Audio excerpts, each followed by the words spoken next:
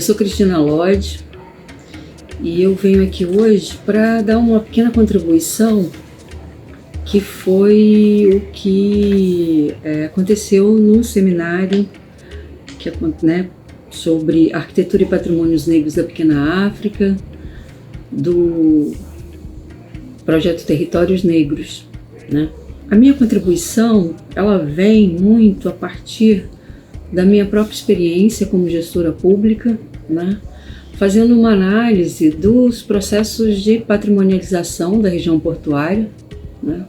Ao longo dos anos, muito a partir de todo o foco, né, que se tem na região portuária hoje em dia, na Pequena África, a partir de todos esses atos oficiais, né? E esses atos oficiais que eu pontuo, eles trazem algumas perguntas, né, e fazem com que a gente possa refletir sobre algumas coisas, né? Por exemplo, que patrimonialização é essa, né? Quais contribuições a gente pode dar enquanto ente público, né? Patrimonialização é reparação histórica, né? Como a gente pode interferir nesse processo de patrimonialização? O que a gente vê é que as primeiras medidas, né, na região portuária do Rio, nessa região denominada como Pequena África, né, autodenominada pela cultura afro-brasileira, ela veio a partir da própria criação do órgão nacional de patrimônio na década de 1930, 37 na verdade, quando o SFAM foi criado, uma série de medidas em que se protegeu os grandes conjuntos e os grandes monumentos, né, naquele período que é denominado de pedra e cal, né? E a partir desse momento a gente teve um conjunto grande do Morro da Conceição, as igrejas, né?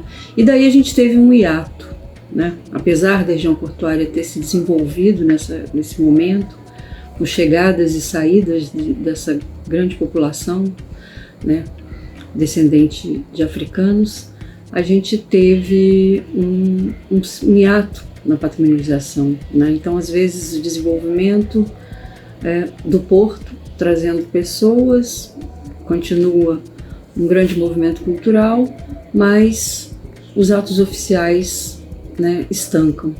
E ele retoma com muita força na década de 1980, com o fortalecimento do órgão tanto estadual como a criação do órgão municipal, em que a gente teve um conjunto de medidas, né, de proteção, culminando com a criação da área de proteção do ambiente cultural da Saúde Gamboa e Santo Cristo, SAGAS, né? Isso foi muito importante porque protegeu, incluiu os morros da região e também os pequenos sobrados, né? Esse universo, né, que existe naquela região. Mas foi nesse momento também que o INEPAC, o órgão estadual, protegeu, né, tombou a Pedra do Sal no Dia da Consciência Negra, né? Isso foi muito importante, né?